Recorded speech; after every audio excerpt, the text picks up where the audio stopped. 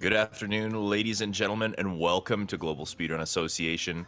Joining me on commentary today, I got Troy of Athens with me. How's it going, bud? I'm pretty good. That's good to hear. Good to hear. It's a nice, brisk morning here, and I assume a lot of other places in the Canada and the United States as well. It's a good day for racing. Get the muscles pumped by going fast. We are bringing you some Super Mario Odyssey action this afternoon. We got a league race between Dansta and Equan. Now, these guys are heavyweights of the early game. I think this is going to be a very exciting race. Equan has been known to have some of the best top performing times coming out of Sand Kingdom, but Dansta has specifically been working on catching up with him in that regard. Probably one of the best cascade exits that we have ever seen coming from Dansta recently. Also, pulling his time down considerably over the last couple of months. You could say he's probably one of the most improved runners of the entire league. And, I think it's going to be a matter of consistency going into the late game. Who brings out the victory in this one?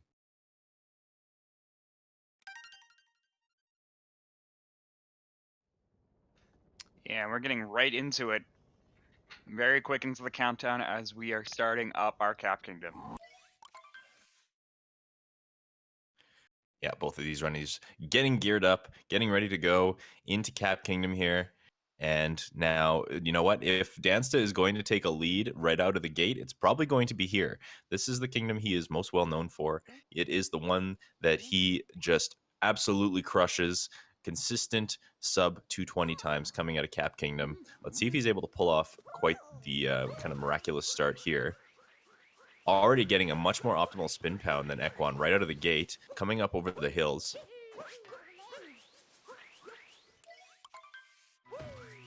Yeah, and the triple jump there was a bit cleaner from Dansta there too. I mean, they both had good pathing, but I don't know, for some reason the line that Dansta chose seemed better than Equan's. Yep. By like a slight amount.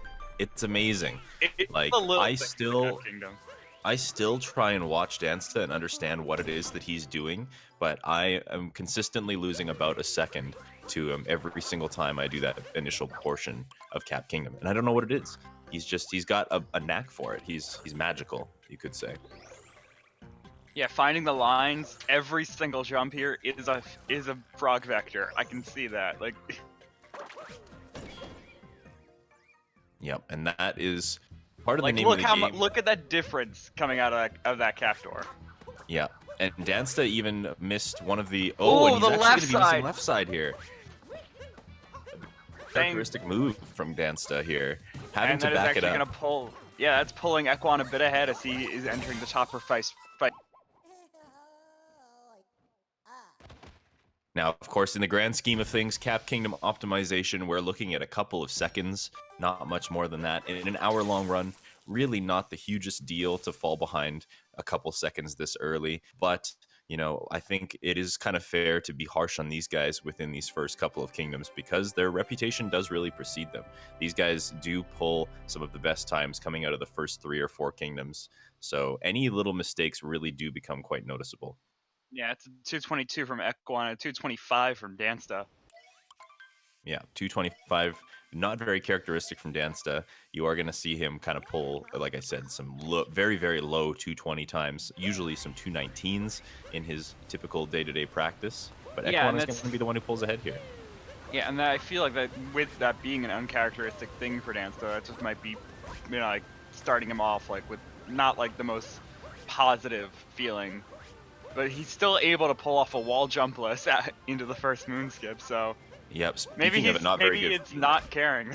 Speaking of a not very good feeling, Equan having probably not a so good cascade. So Dansta taking the early fall in Cap Kingdom, but Equan noticeably taking quite a bit of a dive in cascade. Missed first moon skip on the first attempt, had to back it up, and then also took a bonk on his way over to Madame Brutal. So going to be taking the kind of the time penalty there. Dansta pulling ahead by about 10 seconds.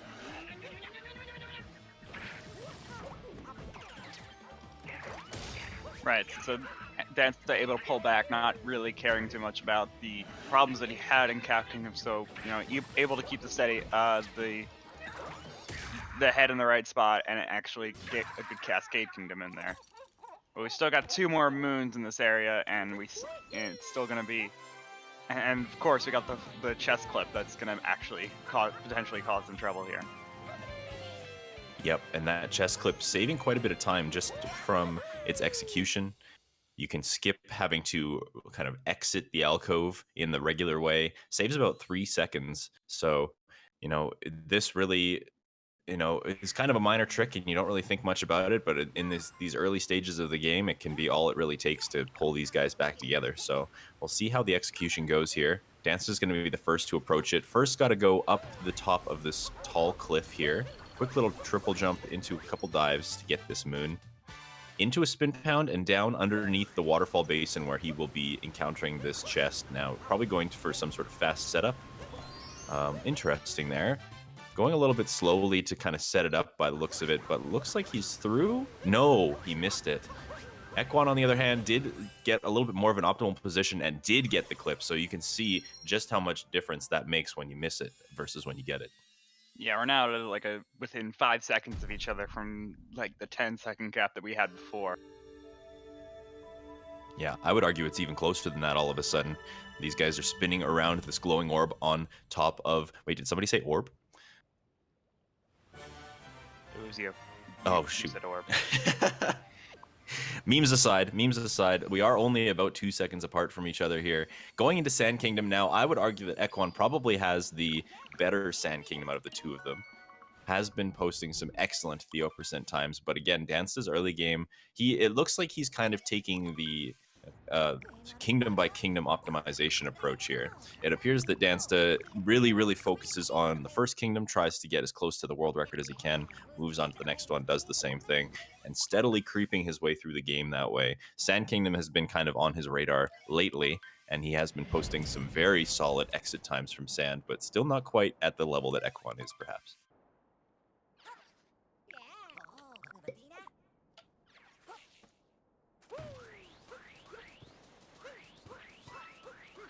And starting out the Sand Kingdom with the start, just doing some little camera angle tricks. Still maintaining that lead as we're just in the minor movement error things that could happen stage of Sand Kingdom. And certainly, both of these guys in the room at the same time. Definitely close race still. If I had to guess, it almost looks like Ekwon might have been making up just a tiny bit of time over Dansta here. You did see Dansta get that kind of optimal roll off the side of the building there, diving out of the pipe, which is just a tiny optimization. These things are all about 0.2 seconds, but Sand is one of those kingdoms where these little time saves really do add up over the course of the entire kingdom. Yeah, and we're coming up on the oh, okay.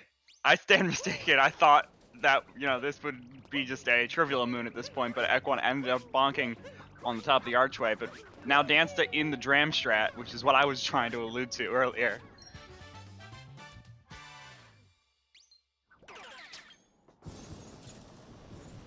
Successfully getting it. Ekwon having a bit of a different setup, but then bonking on the way in to get this moon. Oh my god, so many bonks happening from Ekwon today. Very interesting. Uncharacteristic kind of mess-ups from Ekwon there. He did have a very solid backup getting up to the archway, but then missing Dram strat there as well. Potentially the nerves just setting in here for him. And, going to be taking a little bit of a disadvantage to Dansta as we enter this Sphinx clip. Now, Sphinx clip, Dansta has proven himself to be very consistent at. He's going to be the first one to attempt, and he is in the wall. Very short setup. He's good to go. Just has one more clip to go. Ekwon, meanwhile, still kind of showing some spaghetti, not getting the right spin pound on that luggage moon. So he's going to be approaching his first clip as Dansta goes for his second here. And he's through already. Ekwon missing his first attempt here, but in the wall for the second one, does go for the double clip variation, so is going to be on a strict bird timer coming out of there. Dansta, meanwhile, flying through the stage, only has... Oh, as I say that, of course, he does take a little bit of a stumble there. Those cactuses are weird. Sometimes when you hit them with your cap, it kind of glitches the game out a little bit, makes it lag, and you have to make sure that you kind of double up on your inputs to make sure they don't get eaten. That's kind of what happened to Dansta there, I would imagine. Ekwon making sure to kind of delay his inputs there, as you saw. But Dansta's still holding on to a very solid lead here. Right, and Equan's still in like the recovery stages of those 2 bonks that he just had in Sand Kingdom, so he's definitely trying to calm down and get back into the run and just concentrate on what's next, and not necessarily dwell on what has happened. Certainly. I know as the runner that can be kind of the hardest thing to do. One of the worst things that can happen is you kind of let yourself slip into that negative mind state where, oh man, I'm already making mistakes. This run is going horribly. And then, of course, after that, it all just kind of starts coming downhill from there. So you do have to be very careful not to let yourself fall into that kind of thing. Hopefully, Ekwon is able to kind of shake it off and play the next couple of kingdoms in the best way that he can. And of course, as we approach late kingdom, wow, very solid notes from Dansta there, by the way. Getting it on the one spin throw, that is exactly what you want to see. Really showing his optimization prowess here. Yeah, there's something that when you do it right, it looks like it looks really easy, but it is actually a very difficult trick, as Ekwon actually has to do a double spin throw there. Yeah, not the worst thing in the world. We are looking at probably like 0.2 or 0.3 of a second. But that being said, definitely Dansta getting the favorable Sand Kingdom here. And even with that bonk in Cap Kingdom, leaving with a 10-17 exit from Sand Kingdom, that is extremely solid play from Dansta so far.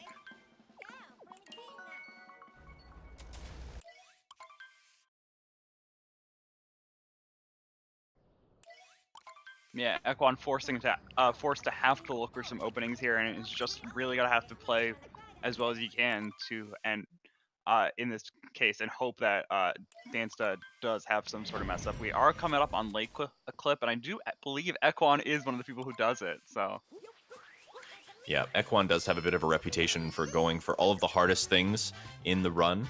It would be very uncharacteristic of him to not go for it. Meanwhile, Dansta, as far as I know, in his attempts on PBs, has not been going for late clip, but we could be surprised here. You never know. I mean, this could be the opportunity that Ekwon needs right now of going for late clip and potentially getting it successfully, while Dansta doesn't even attempt it. That is like a good amount of time that Ekwon can save here.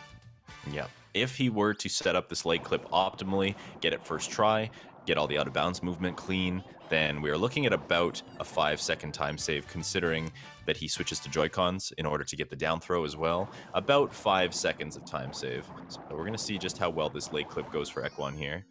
First throw is not so good. Second one is a little bit off as well. So he is going to be fumbling. Now, the problem with late clip... Oh, anti-bathtubs. You hate to see that. He is going to have to go for the Rango route here now. Huge kind of falter by Ekwon on this part. Taking damage by the fish, you know, really, really unfortunate early game from Ekwon here. But, you know, going for this Rango route and choosing to go for it right out of the gate might be 5 seconds slower on an optimized level, but it is the most consistent and by far the easiest way to go about late kingdom. So even though Dansta might know how to do the late clip, perhaps just opting not to kind of get that consistent, just barely under sub 3 minute late kingdom, where Ekwon, obviously, we just got to witness what happens when the late clip goes wrong. Right, it's pretty much just maintaining the gap here, as Ekwon had to got successfully with the clip, but ended up just in the wrong spots, out of bounds. But we're definitely, you know, this is still the early game. We got a good portion of the mid game to go through, and that will definitely be a part where it's gonna be where we have the opportunities for this gap to close. Yep. Anything can still happen. Like I said, these guys are kings of the early game, and the early game is now more or less out of the way. But that being said, the mid game and the late game, there are plenty of opportunities for things to swing one way or the other. You just never know how it's going to go. Wow, the amount of bathtub meme going on in this chat right now. Yeah, bathtub is something you just hate to see. It certainly does seem like that. It's actually probably the first time I've actually like seen one happen in a run.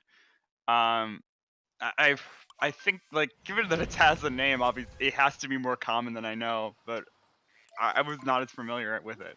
Yeah, essentially what happens there with the leg clip is that when you throw Cappy into that corner of the wall and he slips through, you're trying to get Mario into the out of bounds portion where the wall is, but that particular spot is actually hanging directly over the water. So what you have to do is to kind of throw Cappy to one side, get yourself in a part of the wall where you're not slipping back inbounds, but you're also above solid ground, and Ekwan just not moving quite far enough to make that happen, and thus the bathtub.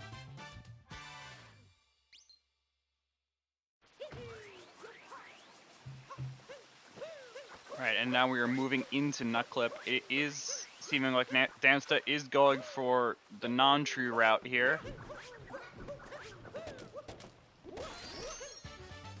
The more traditional approach to this route.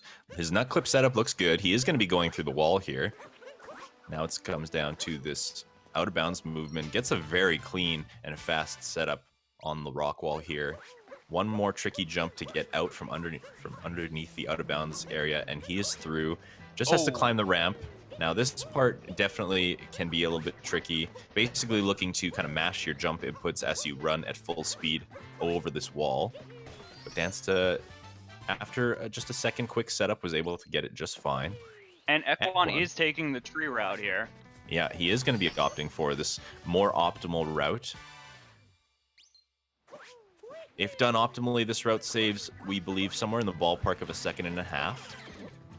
But it is still a very new concept. It requires us to skip the story moon towards the end of the kingdom. And that in itself is a very risky thing because you do Flower Road skip with no checkpoints. Meaning that if you were to die during Flower Road skip, you would be sent all the way back to the shop. And that's not something you like to see. So hopefully Ekwan is able to kind of nail down his inputs here. Dansta having a bit of a fall there, bit of just a mistimed triple jump. Not a huge difference, but of course the minor things are definitely some things that can make the difference here. So just looking out. Absolutely. Now this is the story moon I said that Ekwan is going to be skipping here. Dansta is just grabbing it now. Grabbing the story moon does set up a checkpoint. If Dansta were to die doing Flower Road skip or mess it up in some way, he would be sent back here. Ekwan is going to be skipping the story moon and has to get Flower Road skip on the first try, not only to just save time, but also to ensure that he doesn't lose at least a minute. Yeah, and Ekwan is opting to get the checkpoint flag. That is something that, yeah, that's something that a lot of commentators, including myself and I think Dangerous as well, have been saying is definitely a decision that you should be making in the case of the races right now. It is the less optimal line, but it certainly saves you it certainly just makes sure that if you die, you're not respawning at the shop, you're respawning a lot closer and won't lose as much time. Certainly. So Ekwan playing it safe there. Definitely worth it in a race situation if you're going to be going for this route. And didn't even need it, which is a good thing, of course. He is flying through Wooded Kingdom. Going to be entering the tower just as Dansta leaves.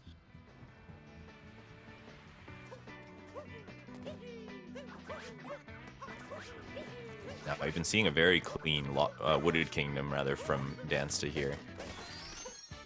Not very many mistakes to report, except for just a little bit of shakiness going up the ramp. But aside from that, extremely solid movement from him. And we do have the movement in the fuzzy room here that is going to matter. It's been a long time since I've seen anyone really fail this, but it's still something that is definitely on everyone's minds. It is still a very difficult section. Yeah, it most certainly slips up everybody every now and then, excuse me. Dansta getting the optimal jump off the wall there and going to be warping back to the Odyssey. No troubles there. Ekwan, meanwhile, wrestling with some uproots, it looks like, getting in his way, getting bodied by the potted plant monsters, and he's going to be doing this pipe way. Already going to be having to take a damage refill the second time in this kingdom, in fact. So Dansta playing extremely clean throughout these kind of early to mid portions, and Ekwan is going to be playing catch-up for the rest of this race.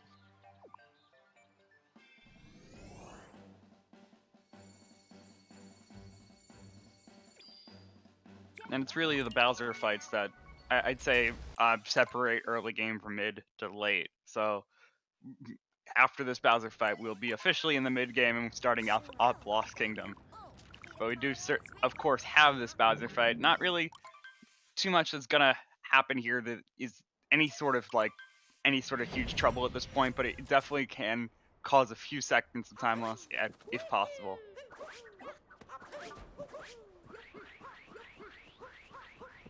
That sentence was terrible, but we'll move on. Commentating, it can sometimes just make English not work. You know, that's how it goes sometimes. Yeah, our first encounter with Bowser here, arguably the harder of the two, in my opinion. I find that the combination of having to nail the timing on your backflips, as well as kind of manipulating Bowser in a way that he's jumping to platforms in a way that is optimal, can sometimes mess up the whole timing and makes getting back to the hats a little bit more difficult. Dansta not showing any troubles with it, though. He is finishing up his third phase here as Ekwan begins his first. Very, very solid showing from Dansta so far.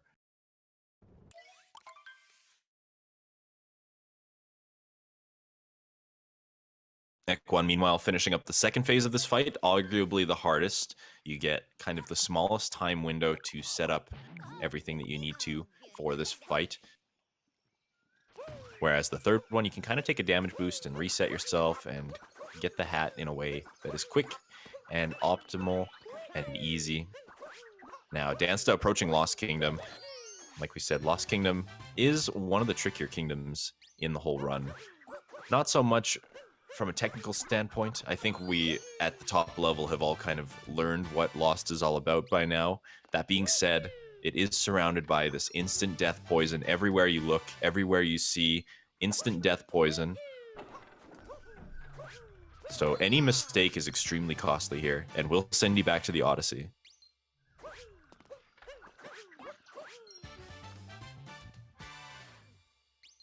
Ekwan getting that first jump over the meme tree. Solid start. Dansta well ahead still, though. Playing Lost pretty optimally, just missing up a little bit, getting that Stair Moon, but not a huge deal at all. Interesting camera setup from Dansta there. Didn't really know what he was trying to go for there, but did end up missing the Torpedo throw, so he's going to actually have to set up kind of a damage boost strategy in order to break open that Dusty Rock. And that is a bit of an opening that Ekwan needs right now, as we are moving into the cage triple jump here. Yep, something that Dansta has been known to get consistently. Both of these guys, of course, some of the more technically tricky runners. So when it comes to tricks, these guys are usually on point. It's usually about consistency and movement, and sometimes doing things that are too flashy that can kind of mess things up. So Dansta didn't falter too much in Lost Kingdom, just taking a little bit of time lost to that. But aside from that, he's good to go. Got the triple jump. Ekwan following suit here. But still holding on to a solid lead, Dansta going into Night Metro.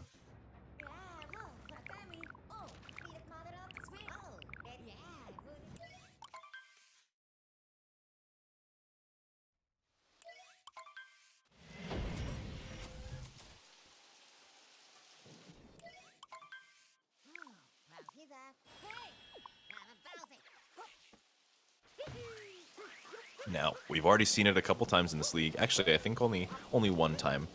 But they are approaching the Mecha Wiggler. And if there was a turning point to happen here, it would be this. Getting a 3-cycle on the Mecha Wiggler is approximately a 25-second time loss. So you would really hate to see it. Most of these runners are pretty capable. That being said, it is the league. Anything can happen. Just about anything that can happen has already happened in this league, so it wouldn't surprise me to see a couple of other falters. You know, playing at the top level does require a level of kind of consistency and accuracy, but, you know, anything can still happen. Yeah, and the Mecha Wiggler could certainly decide on who gets the better cycle. So like, even if both get 2 cycles, one could certainly get a better setup than the other, and that could definitely cause some cause some differences there with the fight. Absolutely. There isn't much RNG to speak of in this game, but the Mecha Wiggler can decide some little things of the seconds. Yeah. Very, very minimal amounts of RNG. Other elements of RNG include kind of enemy placement in some places, most notably in Snow Kingdom, the 2 kind of sub-areas that you go into. The Spinies and the Goombas can kind of be in random locations, but aside from that, not really any RNG to speak of except for this fight. The first phase is very predictable. He will always do the same thing. You're always going to be trying to accomplish the same thing, but it comes down to the second phase, where he can basically just walk around in any sort of pattern on the wall, and you have to react accordingly.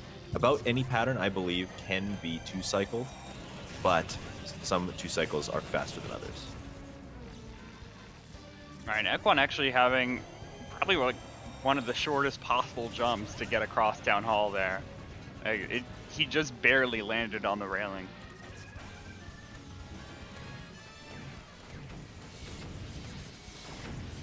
All right, Dansta, this pattern looks a little bit scary. It looks like he's trying to shoot for the crossover there. That's probably the most dangerous thing you can do, but does manage to get the shots out. Right. Yeah, the crossover is right where the hitboxes can be kind of troubling. It doesn't really, you don't really know which cell, like segment of the Mecha Wiggler is actually hittable in that moment. Exactly. And that's part of the reason why this boss is so tricky. Not only is the 2-cycle unpredictable and can be kind of whatever pattern the game decides to throw at you, but in conjunction with that, when the Wiggler passes over itself, yeah, the hitboxes get weird. And sometimes it looks like you'll be hitting the orb that you want to hit, but another orb will actually be in the way. It's very, very frustrating, and we have, again, seen some 3 cycles happen as a result of some bad hitboxes. Both of these runners coming out of this clean, though. Looks like Ekwan's Wiggler was just a tiny bit more optimal, but Dansta is still going to be holding on to that solid 30-second lead, mostly.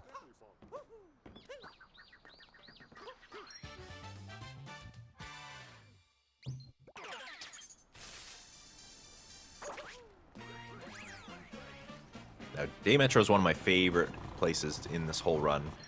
The tech is extremely fun to do here.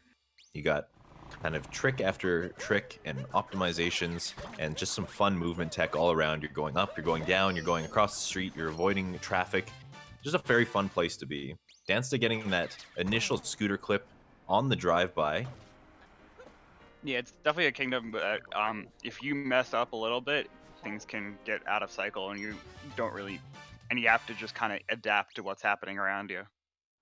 Yes, that is certainly true.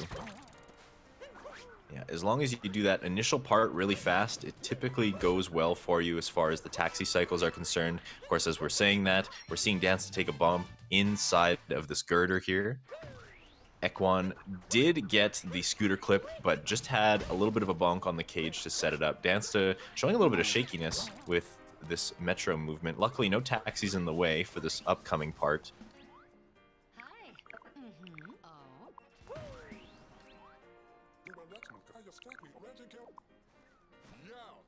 But so is Ekwan as well, having a little bit of difficulty getting inside the girder.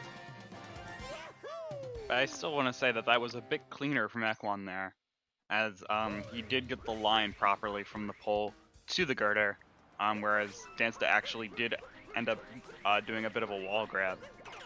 True, yes. But at the same time, Ekwan's movement afterwards was a little bit shakier as well. Not getting an optimal pole flick, getting caught up and losing his momentum on one of the street lamps. Probably one of the most frustrating parts of Metro is how much stuff is on the street. When you're trying to speed around, zip around, anything can kill your momentum if you just run into it. So we're seeing that happen to Ekwan here. And Dansta is still a couple moons ahead.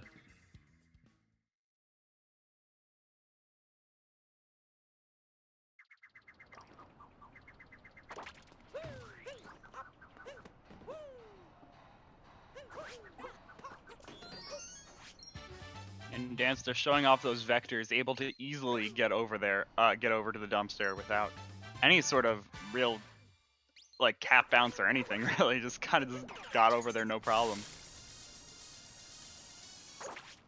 Yep, no struggle from Dansta there. Now making his way up the City Hall. Hopefully looking to set himself in an optimal position grabbing this moon. Actually not even opting to go for the spin pound off the top of City Hall. Potentially a smart play.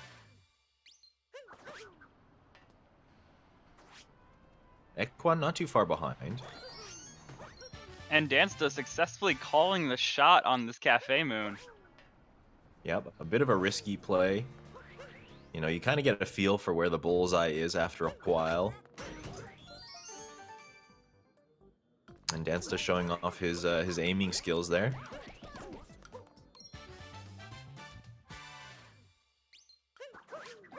Equan, meanwhile, did get the spin pound off the top of City Hall.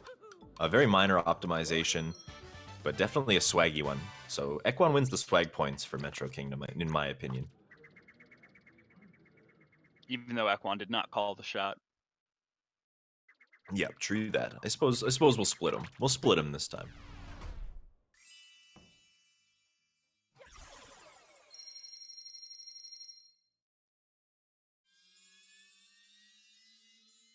Now Dansta is in and out of Metro Kingdom first here. Is globing, just getting that border text. He's probably going to be getting a fade out of 28. Yes, that's pretty solid showing from Dansta. It's pretty safe to say that as far as pace goes, we're probably out of the realm of a 1:00 time, but a mid to low 1:01 is still extremely possible from Dansta if he plays the rest of the game clean. Equan, meanwhile, still has to go through this cutscene, still looking like he's probably about 30 seconds behind.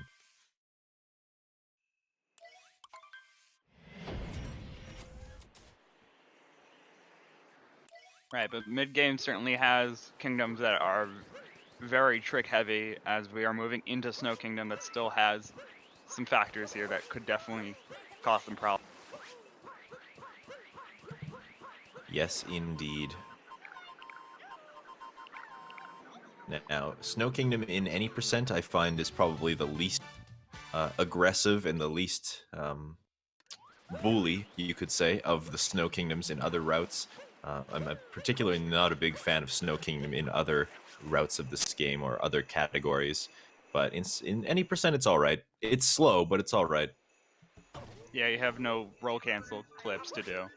No roll cancel clips to do. There is an option here to do a moon clip. We might see that take place in any percent. Is confirmed to be a little bit more optimal than just going around and entering the sub area the natural way.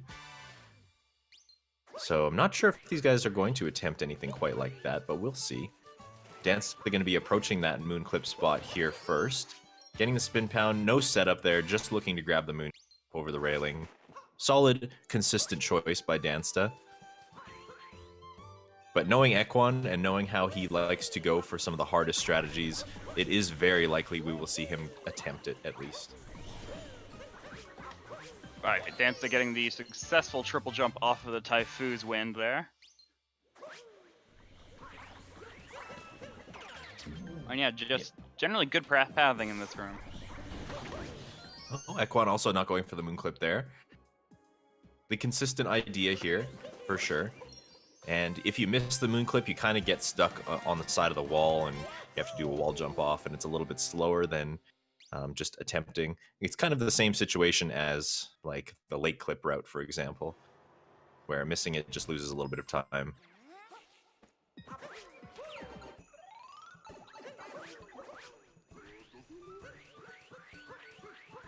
Both of these, actually, it looked like Equan did mess up that triple jump a little bit, didn't get the height that he wanted, had to back it up a little bit.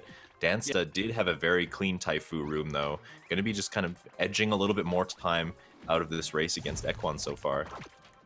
Right, Equan just can't seem to catch a break. Yeah, the first set of spinies for Equan were in kind of a weird area, so he kind of had a long jump over one of them, and that made it so he had no real way of making a triple jump work, because, you know, he wasn't in the right timing anymore for the win. Now, approaching another kind of choke point of this run. Anything can happen as we approach Snowdram here. We have already seen some kind of spaghetti happen when it comes to Snowdram. It's going to be up to these guys to make sure that they can nail this trick as best as they can. Yeah, is Dansta going to be showing off his knowledge of the vectors and being able to potentially even do like a setup-less Dram strat? We shall see. I don't know if setup list is going to be featured in a race. That is a pretty risky thing to try and go for, but you never know. I mean, I'm saying with at least like the knowledge, what Dansta can do with vectors, I see that he might have been practicing it a bit.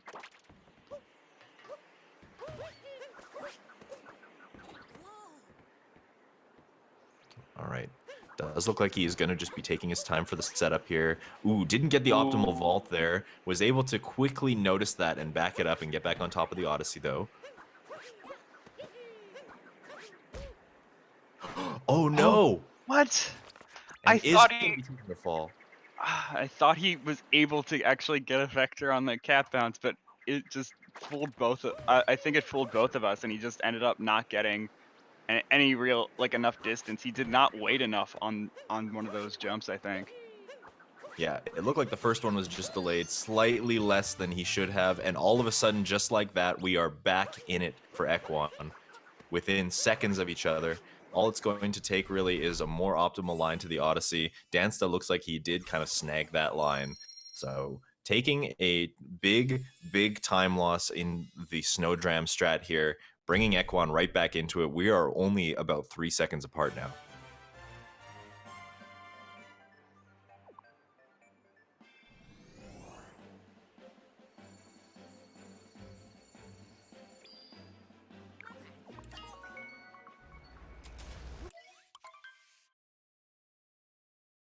This is exactly the turnaround that Ekwon needs. Now, in my opinion, I would say that Ekwon is probably the stronger late game player. He is known for his early game, but he also has quite a bit of prowess when it comes to Bowser's Kingdom and Moon Kingdom. He's kind of known for his very solid times there. So if Ekwon is able to play solid through these kind of mid-game kingdoms into the late game, he could pull out a win here still. It is very likely.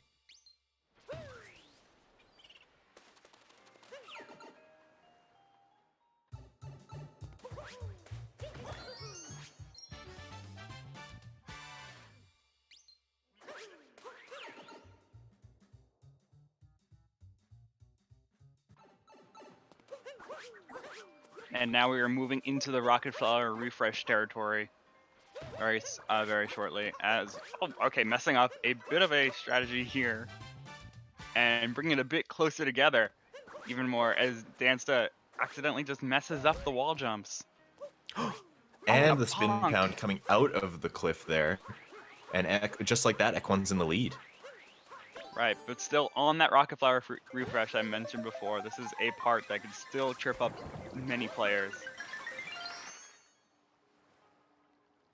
Yeah, execution is crucial here. You're looking to do a spin pound into a ground pound. Looks like Dansta tried to go for the Rocket Flower 2-frame there, but just missed it. So he's actually going to have to back it up with a Gushin, giving Ekwon even more of an advantage as we enter this kind of fish movement portion. I would say arguably the hardest part of Seaside is over. It's just this fish movement. Doing this optimally can be kind of underrated though. There's definitely some time to be saved or lost, depending on how good and clean your lines are, depending on how many times you fish bonk, all of these kinds of things adding up. But just like that, Ekwon has taken the lead.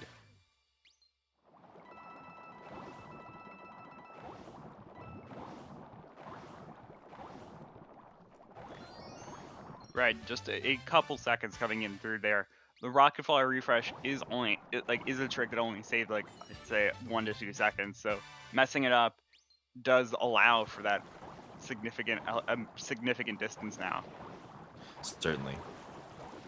Yeah, the trick itself saves probably 1 to 2 seconds. Ekwon just messing up the spin on that final kind of thing, and all of a sudden we are basically neck and neck, grabbing the same moon at the same time. Combos. The combos. But yeah, going for the Rocket Flower refresh and then missing it is actually quite a significant time loss in comparison.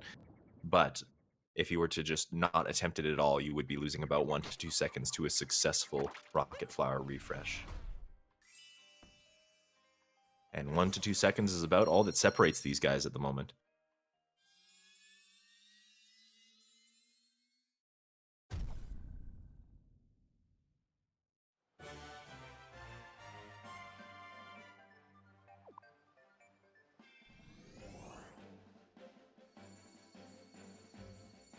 Yeah, we got a very close race, moving into a difficult kingdom here, Luncheon Kingdom.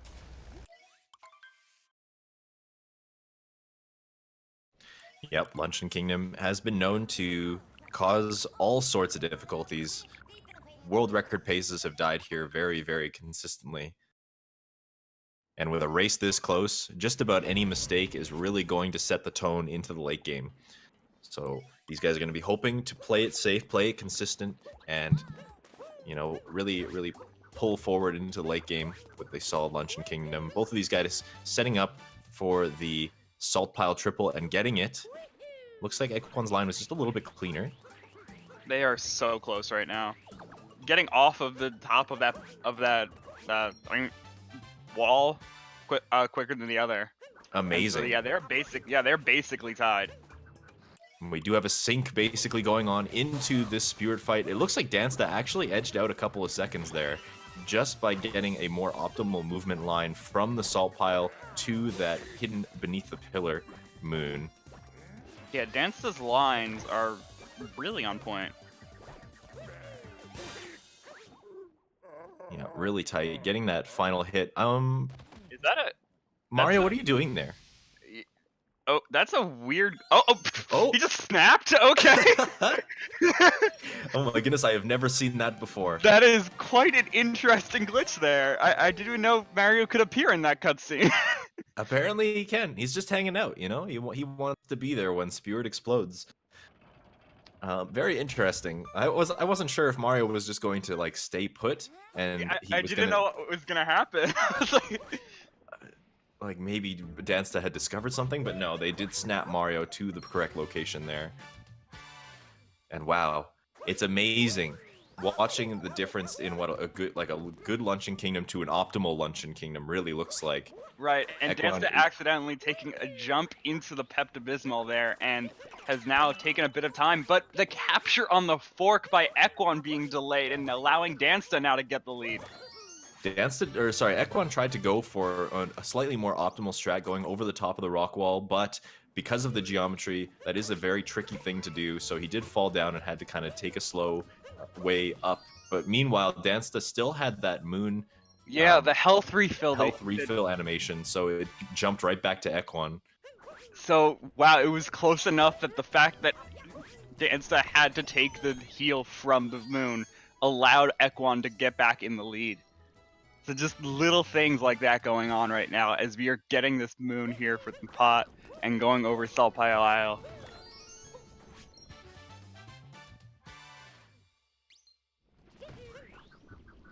Both of these guys look like they're attempting the camera manipulus setup for the Salt Pile Isle. Very, very tight timing on this one. You have to be getting your spin pound optimally here. Equan looked like he beat it by a landslide. Dansta following suit. Into Forks Room now. Yeah, and this is another another sub area that can definitely be, definitely can lose you some time just from like the little things of getting there as quickly as possible, getting the shortest pass, and missing the up throw. Now, Dansta had a little bit of a tricky situation with one of those forks. It looked like Cappy was hoping to home in on one of the other forks, and then to top it all off, got his cap throw eaten by the wall and just dove to his death. And that's going to give Equan the clear lead here. But Luncheon is far from over. We still have the turnip clip to do. We still have the surrounded by tall mountains moon to take care of. All of these things still can lose quite significant amounts of time. You know, Equan just needs to play this as clean as possible. Looking to set up for his turnip clip here. Taking his time a little bit, it looks like, to get the setup. But that turnip looks like it should be pretty good. And he is in.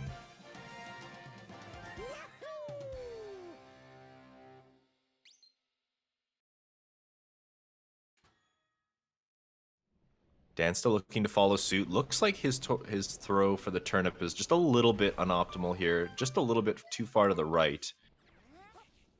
Yeah, so he's going to have to be setting that up. Again, but not a big deal. Quick backup there.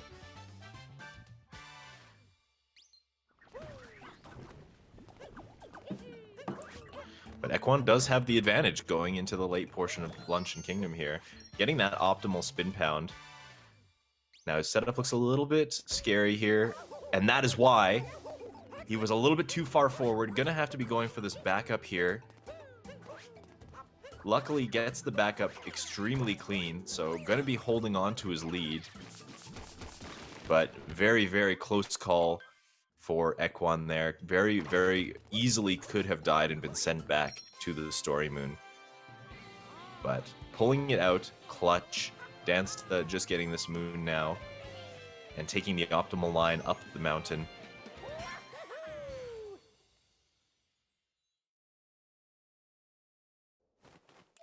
But yeah,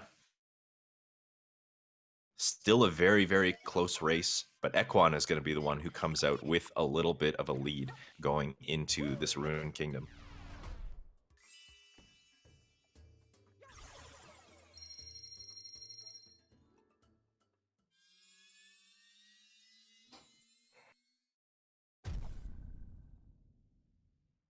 And now we approach my absolute favorite part of the run.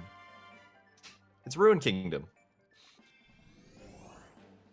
The ad break? I mean, I suppose so. You know, Lim and I, we usually just trash talk the dragon.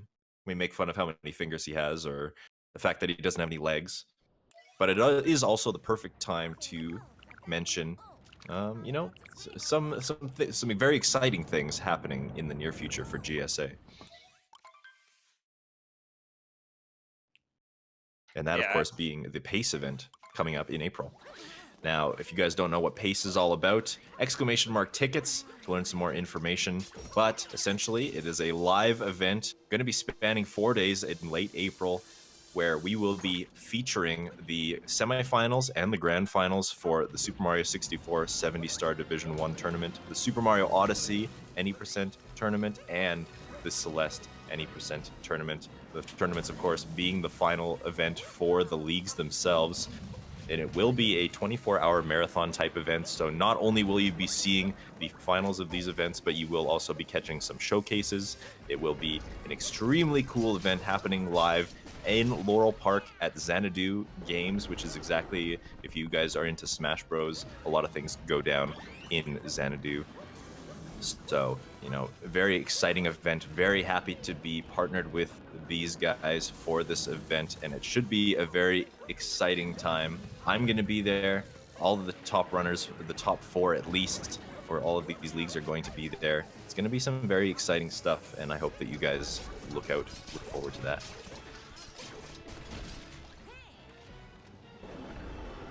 And timing just perfectly as Ekwon and Dansta are both entering the 3rd phase here. Oh, my mistake, actually. Dansta is still in the 2nd phase. I just went by the layout of the rings there to figure that out.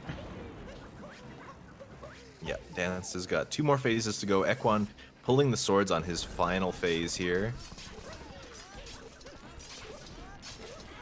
But yeah, this is definitely going to be very exciting. I'm definitely going to it as well.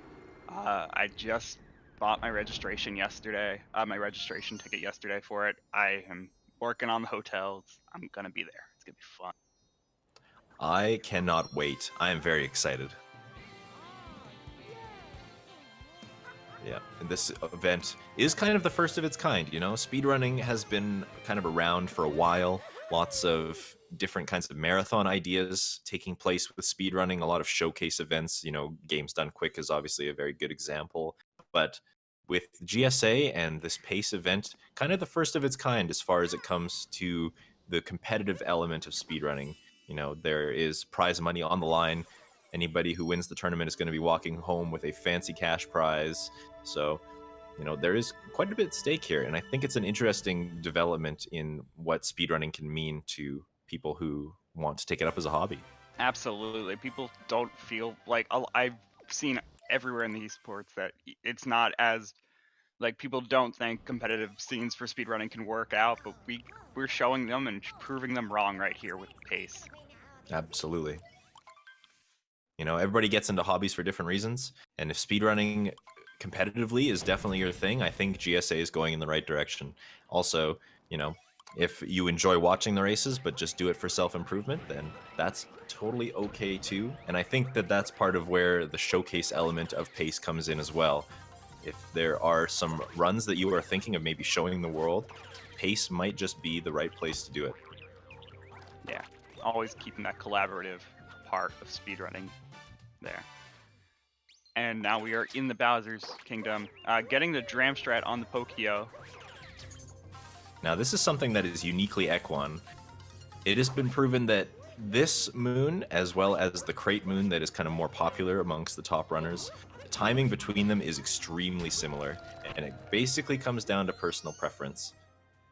But Equan kind of showing that he does enjoy the Pokio Dram strategy a little bit more than the crates moon.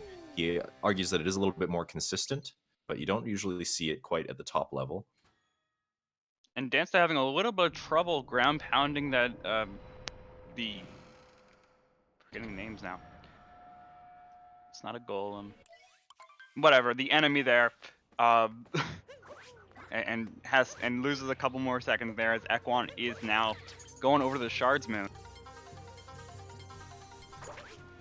Yeah, and it does look like Dansta made a little bit of ground on Equan.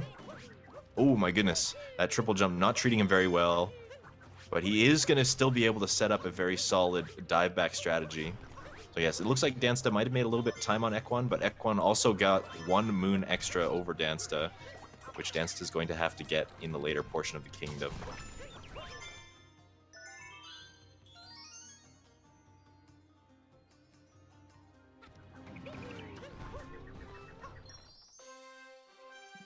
Very clean shards movement from both of these guys here, though. Oh, of course, as I say that, Commentator's Curse striking hard. Dansta just missing the bomb poke on that one, having to wait another cycle. Not a huge deal, though. But still is behind Equan by probably a solid 25-ish seconds. Gonna have to be making that time up. Yeah, if early game was defined by Equan's mess ups, we definitely have a mid to late game being defined by Dansta's mess ups right now in the Bowser's Kingdom, as he just keeps going back to back with just little minor movement errors.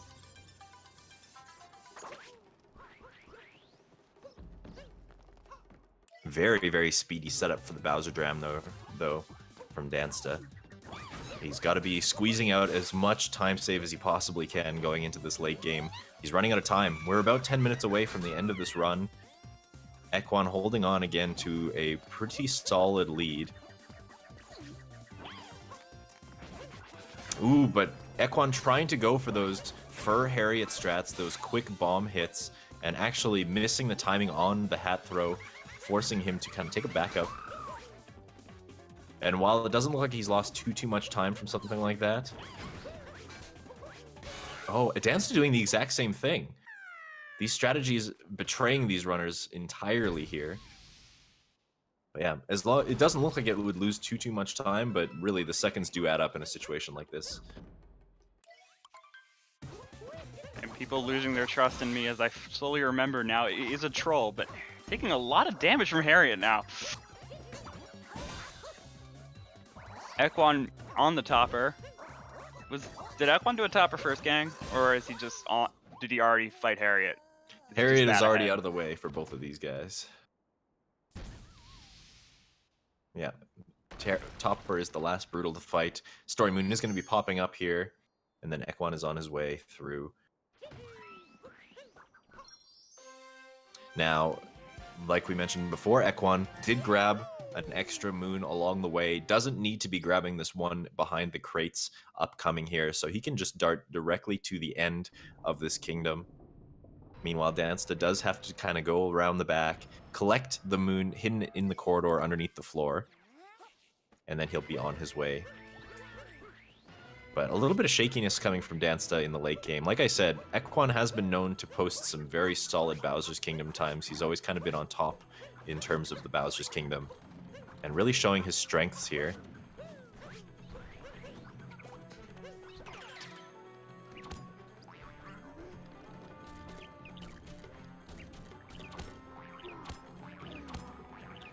And really does have quite a committed lead going up to the Mecha Wiggler fight, or Mecha Brutal fight, rather. Yeah, something I'm certainly not used to seeing is the camera not being locked at this path where Dansta is right now. Equan not having to do that crate moon, allowing for the camera to be in an actually nice spot for you. Yeah, it's a bit of a weird concept for sure. Camera's cooperating in this game? What is happening? I don't know about this setup, Equan. He did get the dive onto the platform. That was very risky, though. The potential to bonk and fall down there was very, very high, but he did make it work. And he is on to kind of the intermediate portion of the Robo Brutal fight. Dansta, meanwhile, approaching the fight for himself. Equan going to be going for these Harriet third strategies. All it takes is a fall from Equan to kind of pull Dansta back into this. So he's going to be looking to get his setup, getting his dives, and oh, he stays on. Oh, but he ground pounds off. I thought he had it. That was a very good save, ending up staying on top of the Brutal, but then just misses the ground pound on the last one. Oh my god, I cannot believe that just happened. So just like that, he's pounded through. He is going to be getting this final hit slightly before Dansta is able to kind of set up. Dansta still waiting for the Harriet third hit here. I don't know what that setup was for Harriet third, but he is going to be getting the ground pound anyways. Going to be setting up for the target acquired. But Dansta making up a lot of time here with the successful target acquired. Now looking at probably 10 to 15 seconds as opposed to 35. Just like that. Yeah, but we are looking at Moon Kingdom next, which doesn't really have a lot of openings for any sort of mess-ups. It's just such a regular kingdom right now. The only thing I can think of is maybe like a 2D skip problem. So used to that, like it's just there's a lot of things that just people have been doing for so long. Moon Kingdom is such an optimized kingdom that hasn't changed in a long time that I can't find the seconds. And while you're right about that, Moon Kingdom still, at its core, is a very punishing place to make mistakes. We have already seen it in this league a couple of times. We have seen a 2D death in the 2D skip. We have seen a Invisawall, which I never thought I was going to see again. We have seen countless things, mess-ups in the Bowser fight, costing seconds to certain phases of the fight. I don't think we've seen a Moon Cave skip fail, but anything is possible as we enter this final kingdom, and Equan is going to really be trying to struggle to hold on to his lead. It's really going to come down to playing it safe to hold on to that victory.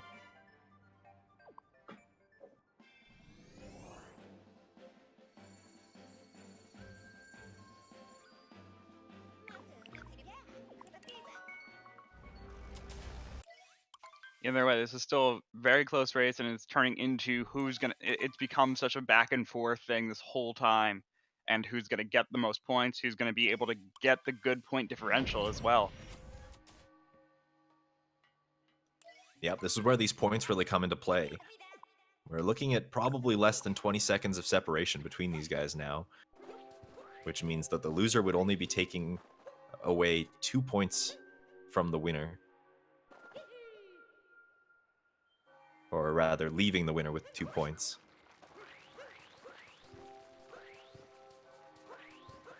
Equan the first to tackle this initial moon phase. Did get some optimal vectors. Dansta going to be following suit. Looks like he's going to actually clear the entire gap. No, going to be taking a dive right at the end just for safety. And Equan the first to approach this moon cave skip.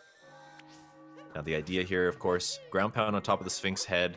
There are particular spots on the wall that allow this trick to work. You have to make sure that you hit those. And then he's going to be running along this little patch of wall and then jumping up. Oh my goodness, Equan. That roll, that got very close to the edge. That was filthy. Dansta successfully getting on top of the wall here for the Moon Cave skip and is rolling over to the chapel as well. Equan giving me a heart attack a little bit there, but he is up and he is safe. Dansta right on his heels, though, entering the Cathedral and into the Bowser fight. Now, this is a very common theme that we have seen in this league. We are probably going to be about one Bowser phase apart from each other, entering this final portion. Dansta getting that very stylish spin throw strategy to initiate this Bowser fight. In fact, we are less than a Bowser phase away from each other. As Bowser hops away from his flamethrowers, in Equan's fight, he hops into it on Dansta's screen. Yeah, these phases are pretty long given the fire that happens in between them.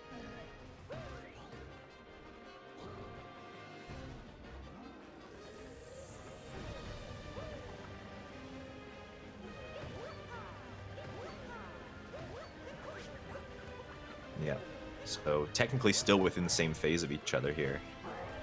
Yeah, Equan not only giving us a heart attack, but certainly the audience is feeling it as well here. Yeah, chat's going crazy. Yeah, had he rolled off the bridge there, that would have definitely put it in Dansta's favor. He would have been sent all the way back to the Odyssey. That's part of what makes the Moon Kingdom so punishing. If you take a death in any portion of the Moon Kingdom, you get sent back quite a ways. If you take a death in the Bowser fight, for example, you have to do the entire thing again. If you take a death in any part of the escape sequence, you go back to this part here where Equan is approaching. So while mistakes don't usually happen, when they do, they are extremely costly. And now it's going to come down to this escape sequence. Dansta taking a bonk. That is an interesting path that he chose there, resulting in that bonk. And Equan also talking about interesting paths, going on the falling blocks there. It got very dangerous for some interesting flashiness coming from Equan's side. He's the first to approach this 2D section. Now, we've already seen it just yesterday, in fact, a 2D skip death. Hopefully, Equan going to be able to avoid that with some optimal jumps here. Makes it look extremely easy.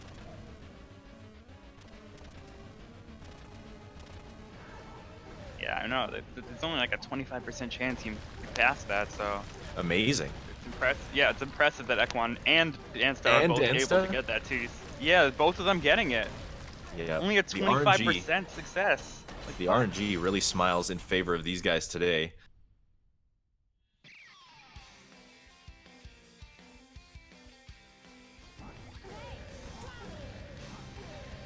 Moving into the pillars now, Equan going for fast pillars, getting the first one down. I think he actually did end up having to throw an extra fireball there. Not a big deal, as long as you realize, but does look like he is going to have to throw an extra one. You know, this is still extremely close. I don't think Equan has that first pillar down yet. I think Dansta does. If Equan takes a long time to get that final pillar down, it could mean that Dansta catches up here. But it does look like Equan is just going to squeak out with the victory here. On the final platform, doing his swipes. Dansta firing his fireballs at this last pillar and then on his way to the final platform. But yeah, Equan is in the pylon and he is out. 102.32 showing the final time, but Dansta right behind. Literally within 10 seconds means that Dansta is going to be taking 19 points away from this victory. Equan only getting 1 from that final pool. Actually, right out the 10-second interval, that is going to probably require a retime. Oh, true. Yeah, very, very close. So that's either 19 or 18 points for Dansta. Yeah, the most optimal lose you can take, I suppose. And we have these boys in the voice call with us now. We'll start with Dansta. Now, Dansta, how do you feel about that race? It was really, really close all the way through the late game. So what do you think it was that kind of set the tone and made you fall just a little bit behind at the end? I'm mad. Snowdrum and Forks, like everything else was pretty much perfect. That was like the only mistakes. Yeah, an unfortunate fall in the fork stream. I noticed that one of the fork throws, it looked like Cappy was trying to home in on something weird, and then when you went for the next one, your cap throw just got completely eaten by the wall. Yeah. You hate to see that. And Equal, having some trouble in Sand Kingdom earlier, I definitely am wondering how your head was feeling after that Sand Kingdom, just like how you were getting back into it. I thought it was over, so I just didn't care, and I just played the game. It was pretty good after that, but yeah, early game was an absolute disaster. I don't know. Mario wasn't exactly going the way that I wanted him to. Especially on like FMS and at the end on Moon, like he wasn't diving or rolling the direction that I was telling him to. I think my controller is a little bit busted, but I almost fell off at the end of Moon there. That was bad. So yeah, I'm glad that that didn't happen, but... So I'm guessing you're a bit surprised by the result once you came in here. No, I was watching the stream. Oh, okay. Yeah, I knew it was happening, and yeah, I was in a Call of Chaos when we were talking about what was happening in the race and stuff. So an unfortunate snowdram for Dansta there. Yeah. At Snowdram, like I felt that it was perfect, and I don't know why I missed it, because like the cap was above the ground, or at least I think it was above the ground, and I still bonked for some reason, and I don't know. I think Chaos said something about your vector being bad, but I wasn't watching because I was doing my own snowdram. But yeah, I don't know. Happens, I guess. And yeah, I went for 2-frame in Seaside just because I wanted to impress LimCube. Yeah, LimCube does talk about why runners don't go for that more often. And, you know, good attempt. Maybe we'll see it happen in this league. Not today, unfortunately, but at the end of the day, just, you know, I think Ekwan's mistakes, in the long run, just costing slightly less time than Dansta's. This was an extremely exciting race to commentate and to watch, so GG's to both of you. It does require retime as far as points are concerned, but Dansta does look like you're going to be squeaking by with as many points as you potentially can get from a loss, so GG's to both runners. All right. And now, coming up after this at 3 p.m. Eastern, we have some Celeste action coming your way, followed by some Super Mario Odyssey Task Season 3 live results. So stay tuned to Global Speedrun Association at twitch.tv/speedrun. And as far as Odyssey is concerned, we will see you later. Take care, everyone. See ya.